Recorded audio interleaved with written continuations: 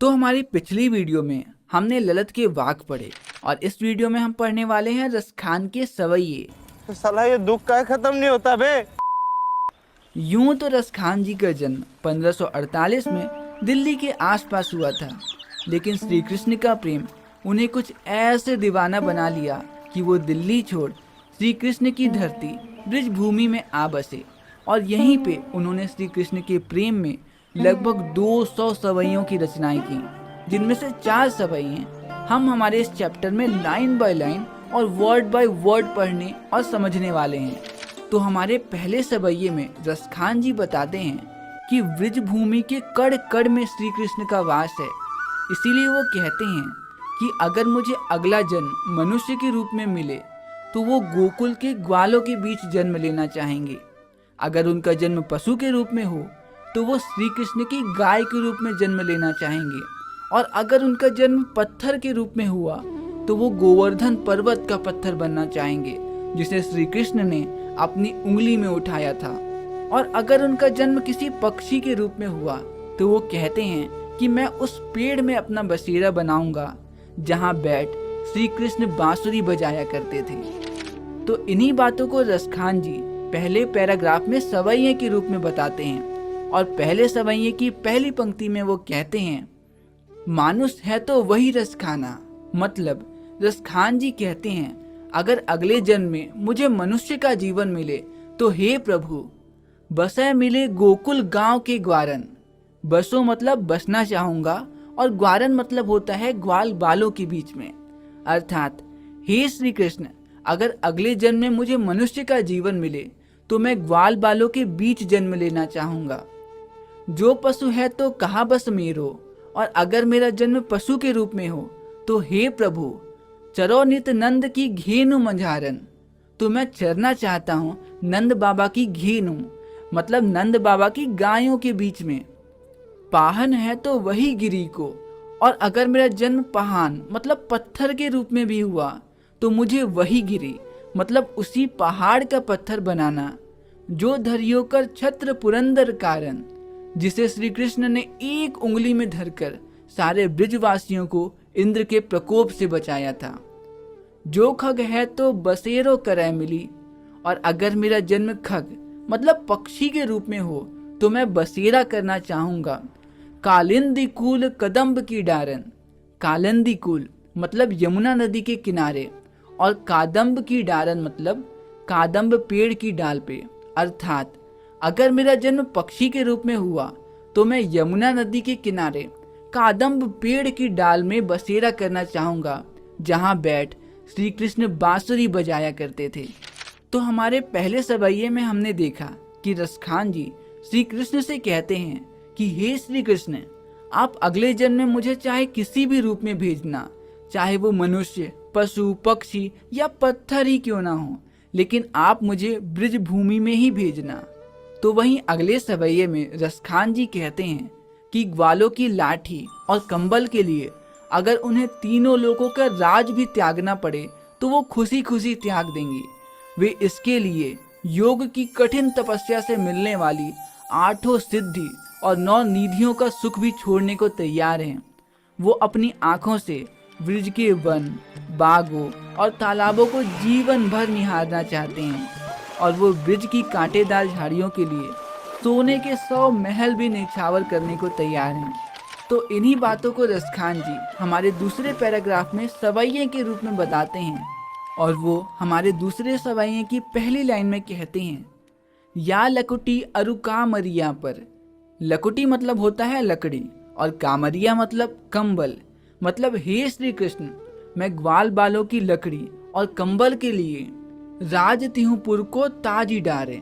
तिहुपुर मतलब तीनों लोग, और ताजी डारे मतलब त्याग दूंगा। अर्थात हे श्री कृष्ण, मैं ग्वाल बालों की लकड़ी और कंबल के लिए तीनों लोगों के राज को भी त्याग दूंगा। 8 सिद्धि, 9 निधि को सुख, और योग के अंतिम चरण में जो 8 सिद्धि और 9 निधियों से प्राप्त करके सुख मिलता है, मैं उन्हें भी त्याग दूंगा। नंद की घेनु चराए बसारे। नंद बाबा की घेनु मतलब श्री कृष्ण के पिता नंद बाबा की गाय के बीच चरने के लिए। अर्थात हे श्री कृष्ण, मैं नंद बाबा की गायों के बीच चरने के लिए योग के अंतिम चरण से मिलने वाले 8 सिद्धि और 9 निधियों के सुख को भी त्याग दूंगा। रसखान कबै इन आँखिन सो। रसखान जी कहते हैं, मैं तो इन आंखों से सिर्फ और सिर्फ ब्रज के वन बाग तड़ाग निहारे, ब्रज के बाग बगीचे और वनों को निहारना चाहता हूँ। मैं फ्रिक्वेंटली LNAP यूज़ किया है, मैंने बहुत सारे टेस्ट दिए हैं उसमें। पहले जैसे कोटिक हूँ कल धौत के धामा। यहाँ पे कोटिक मतलब है करोड़ों और धाम मतलब महल। मतलब हे प्रभु, मैं तो करोड़ों महलों को निछावर करने को तैयार हूँ। करील की कुंजन ऊपरी वारे। करील मतलब कांटेदार और कुंजन मतलब झाड़ियाँ। अर्थात हे श्री कृष्ण, मैं तो ब्रज भूमि के कांटेदार झाड़ियों के लिए करोड़ों महलों को भी न्यौछावर करने को तैयार हूँ। तो हमारे इस सवैये में रसखान जी कहते हैं कि ग्वालों की लाठी और कंबल के लिए अगर उन्हें तीनों लोकों का राज भी त्यागना पड़े तो वो त्याग देंगे।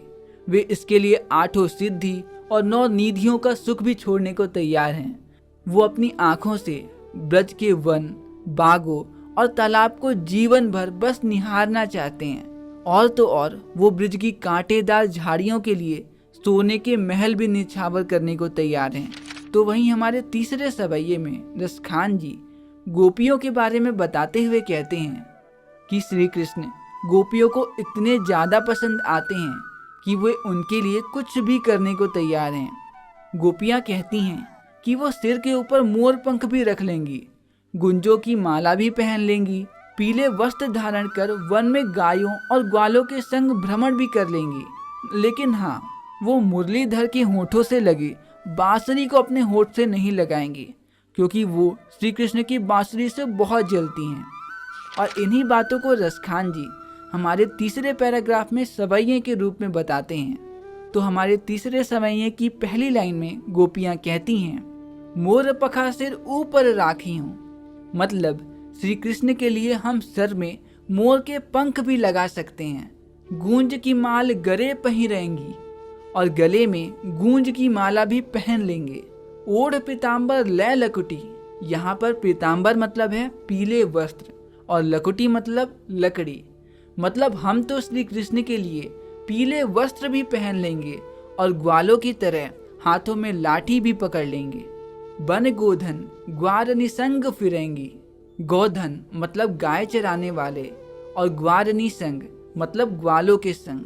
अर्थात गोपियाँ कहती हैं, हम पीले वस्त्र पहनकर और हाथों में लकड़ी लेकर ग्वालों के संग घूमते हुए गाय भी चरा लेंगे। भाव तो वो ही मेरो रसखानी। भाव तो मतलब भाता है। तो रसखान जी बताते हैं, गोपियाँ कहती हैं जो भी श्री कृष्ण को भाता है सो तेरो कहें सब स्वाग करेंगी। स्वाग मतलब होता है श्रृंगार। मतलब हम वो सारे स्वाग मतलब हम वो सारे श्रृंगार कर लेंगे। अर्थात गोपियाँ कहती हैं हम वो सारे श्रृंगार करेंगी जो श्री कृष्ण को भाता है। या मुरली मुरलीधर की अधरान। लेकिन ये जो मुरलीधर श्री कृष्ण की मुरली है जो उनके अधरान मतलब उनके होठों को छूती है, धरी आधार न धरेंगी। इसे हम अपने होठों पे नहीं रखेंगी। तो हमारे इस तीसरे सवैये में रसखान जी गोपियों के बारे में बताएं कि श्री कृष्ण गोपियों को इतने ज़्यादा पसंद आते हैं कि वे उनके लिए कुछ भी करने को तैयार हैं। गोपियाँ कहती हैं कि वो सिर के ऊपर मोर पंख भी रख लेंगी, गुंजों की माला भी पहन लेंगी, पीले वस्त्र धारण कर वे गायों और ग्वालों के साथ वन में भ्रमण भी कर लेंगी, किंतु वे मुरलीधर के होठों में लगी बांसुरी को अपने होठों पे नहीं लगाएंगी। तो वहीं हमारे अगले सवैये में रसखान जी बताते हैं कि गोपियाँ श्री कृष्ण के प्यार में डूब चुकी हैं, लेकिन वो अपने इस प्यार को छुपाने का प्लान बताते हुए कहती हैं कि जब श्री कृष्ण मुरली की मधुर धुन बजाएंगे तो हम अपने कानों में उंगली डाल लेंगे ताकि हमें वो मधुर संगीत सुनाई ही ना दे। लेकिन फिर वो ये भी कहती हैं कि चाहे हमें ब्रजवासी कितना भी क्यों न समझा लें, लेकिन हम श्री कृष्ण को मुरली बजाते देख अपनी मुस्कान रोक नहीं पाएंगी। और इन्हीं बातों को रसखान जी हमारे इस चौथे पैराग्राफ में सवैये के रूप में बताते हैं। तो हमारे इस चौथे सवैये की पहली लाइन में गोपियां कहती हैं, कान निदय अंगुरी रही रह, मतलब कान में हम उंगली रख लेंगे जब ही मुरली धनुमंद बजाएं, जब श्री कृष्ण मधुर धुन वाली मुरली बजाएंगे। मोहिनी तानन सो रस खानी, मोहिनी मतलब होता है मोहित हो जाना। तो रसखान जी बताते हैं कि गोपियां कह रही हैं कि श्री कृष्ण की मुरली चाहे कितनी भी मोहित करने वाली क्यों ना हो, अटा चढ़ी गोगुन गाहे पे गाहे। अटा मतलब होता है अटारी, मतलब ऊंचाई पे। गोगुन मतलब एक प्रकार का गीत, और गाहे मतलब गाएं। मतलब श्री कृष्ण ऊंचाई पे चढ़कर गोगुन गीत गाएं तो गाएं। अर्थात गोपियां कह रही हैं चाहे श्री कृष्ण की मुरली कितनी भी मोहित करने वाली क्यों ना हो, या वो ऊंचाई पे चढ़कर गोगुन गाएं तो गाएं, मैं अपने कानों से उंगली नहीं हटाऊंगी। तेरी कहे सिगरे ब्रिज लोगनी, सिगरे मतलब होता है सारे के सारे, और ब्रिज लोगनी मतलब ब्रिज के लोग। मतलब गोपियां कहती हैं मैं सारे के सारे ब्रिज के लोगों को ये पहले ही बता देती हूँ, काल ही कोई कितनों समझाएं, मतलब कल कोई मुझे कितना भी समझा दे मैं समझने वाली नहीं। माई रीवा मुख की मुस्कान, मतलब मेरी वो मुख की मुस्कान संभारी न जाहे न जाहे न जाहे, मैं नहीं संभाल पाऊंगी नहीं संभाल पाऊंगी नहीं संभाल पाऊंगी। तो हमारे इस सवैये में हमने गोपियों का प्लान सुना, जो कहती हैं जब श्री कृष्ण मुरली बजाएंगे तो हम अपने कानों में उंगली रख लेंगे, फिर चाहे वो कितनी भी ऊंचाई में चढ़कर गोगन ही क्यों न गाएं। लेकिन बाद में वो ये भी कहती हैं कि मैं सारे ब्रिजवासियों को ये पहले ही बता देती हूँ कि चाहे मुझे आप कितना भी समझा लो, लेकिन श्री कृष्ण को बांसुरी बजाते देख मैं अपनी मुस्कान नहीं रोक पाऊंगी। तो बस यहीं पे ख़त्म होता है हमारे ये प्यारा सा चैप्टर